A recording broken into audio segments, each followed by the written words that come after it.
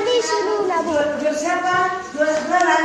Iya, Bu. Siapa jualan? Si Luna, Bu. Mana si Luna? Jual apa ke saya? Hah? Jual mie goreng berapa kang? Ini bawa mie kau ke sekolah ini? Urta pumulu. Apa kerjaan mama? Viral kisah anak SD jualan mie demi beli sepatu di Tapanuli Utara, sang guru prihatin. Disebutkan Luna Tampu Bolon adalah siswi SDN 17325 Desa Parik Sabungan, Kecamatan Siborong-Borong. Viral video kisah siswi SD bernama Luna Tampu Bolon, jualan mie agar bisa beli sepatu dan topi sekolah, tertulis keterangan unggahan, Sabtu, tanggal 17 Juni tahun 2023. Dalam video, nampak seorang guru memasuki ruang kelas dan mendapati anak didiknya, Luna yang tengah berjualan. Ia pun menghampiri Luna dan bertanya soal dagangannya. Ketika ditanya mengenai pekerjaan orang tuanya, Luna menjawab bahwa ibunya bekerja sebagai petani.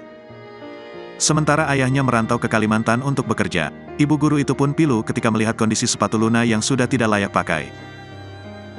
Bagian sol sepatu itu sudah jebol dan bolong. Saat itu, Luna Tampu Bolon tiba-tiba menangis. Ibu guru itu pun langsung menarik Luna dan menenangkannya. Ternyata Luna berjualan di sekolah karena membantu orang tuanya. Jangan nangis ya. Jangan nangis ya sayangnya. Sama. Jangan. Jadi dia jual mie tadi, jual mie ya. Kalian mau beli mie? Iya, mau beli mie. Oh jualan kau, siapa yang bilang kau jualan? Mama jualan. Di kerjaan mama apa? Petani. Waktu reses kau jualan ini? Iya Tuhan. Berapa hasil jualanmu ini saya? Berapa?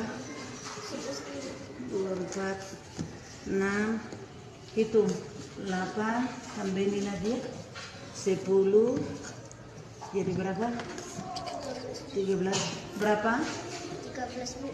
Jadi waktu belajarnya kau jualan atau udah reses? Ada beli pas masuk, Bu. Kalau masuk sekolah. Terima kasih sudah nonton. Jangan lupa like, subscribe, dan share ya.